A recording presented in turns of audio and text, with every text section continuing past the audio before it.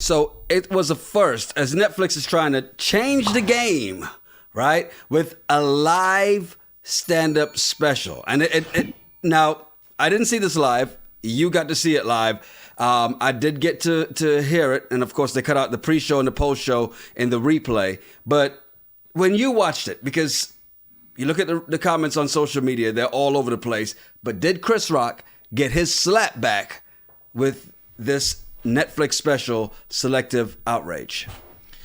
Well, I think he did. And I think for the first time, and not maybe not the first time, because I know he's been having a lot of stand-up kind of in local areas, just wasn't as broad of an audience. But This is our first time to really hear what he had to say about it. Mm-hmm. And he did a good job because everybody, that's all we wanted. You know, we of course, other stuff he's going to say is funny, but I think everybody that tuned in is just waiting for him to comment about the Will Smith, Jada Pinkett, and the slap. So he did a little bit of a build-up and saved it for the last 10 minutes. Of course. And I thought it was gold. I thought it was gold. You know, he had some valid things that he said. And again, it's a comedy show. So I think if people are listening to that as if this is just testimony, it's not. He's just making fun of it. But he took it like a champ. He admitted, hey, I can't beat Will Smith. Will Smith's freaking huge. You know, but I loved his comment about, I didn't have an entanglement. What are you mad at me for? You didn't get mad about that. And he was like, I wouldn't even normally talk about this, but these two crazy MFs had this interview and in front of a whole bunch of people and put it on TV. He says, we've all been cheated on, but you've never been interviewed by the person who cheated on you. And said, I used to go down on him all the time. How'd that make you feel? It's the interesting thing about it too is of course he's going to put it at the end of it, right? Because if that's what most people are waiting for, that's what you do. If that's your build-up moment, your mic drop moment at the end, then you've got to do that. That's why he wouldn't talk about it anywhere else, and I understood why he wasn't going to talk about it anywhere else. That's why he would talk about it on the road at his shows, make people come to the shows, and then now for Netflix pays for this, so he's able to capitalize on this.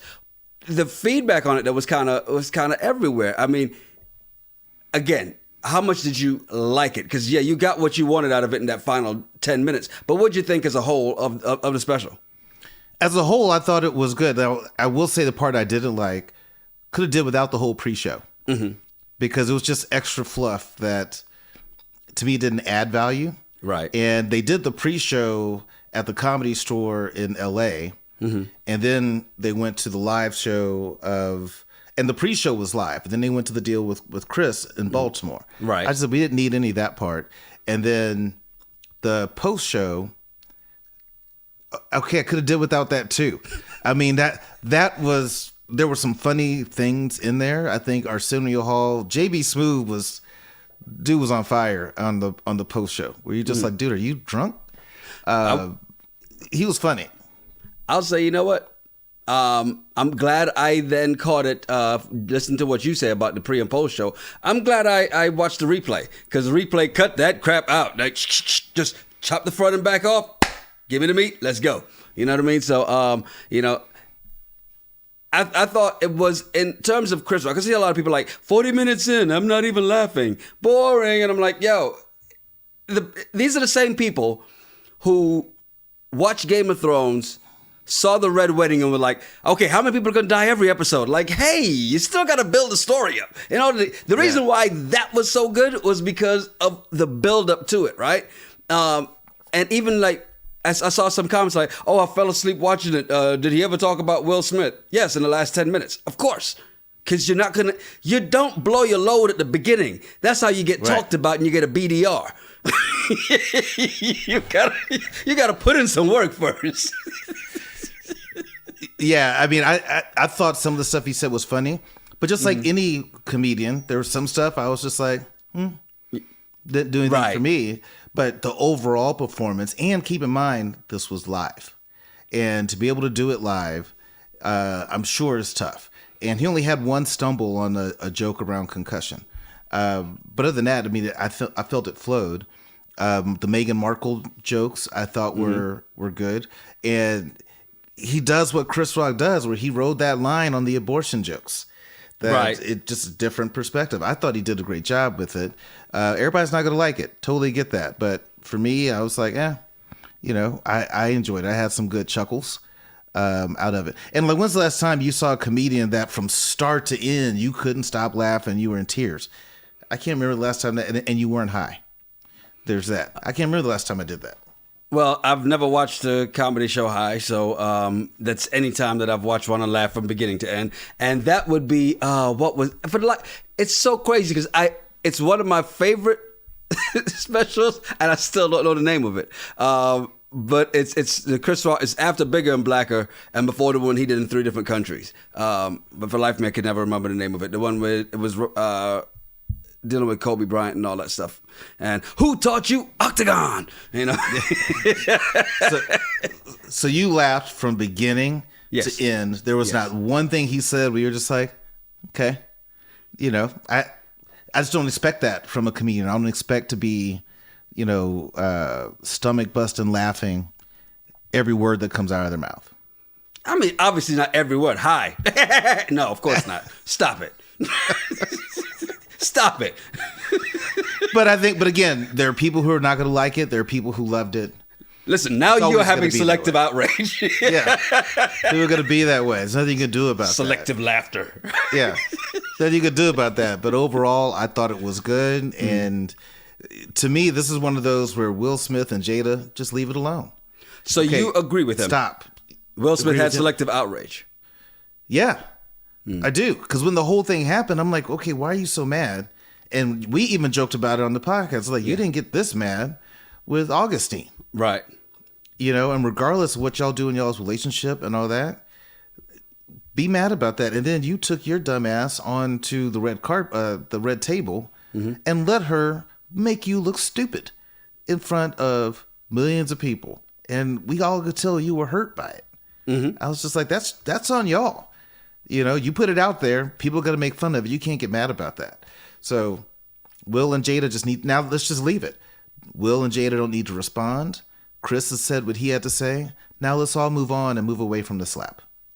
And yeah, he was definitely making. You can see the buildup as he was going through. Right? Some of the jokes were telegraphed, right?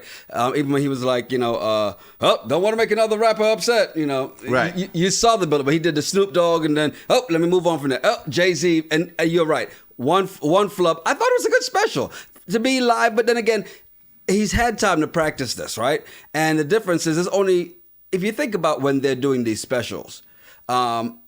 How much editing really goes into play from the taping? They probably cut a couple jokes out. So this was maybe a little longer than a normal special would be, because usually specials are 45 minutes to 45 to 50 minutes or so. This is about 55 minutes by the time it got done with the intro and everything else. And so it's like, okay, good stuff.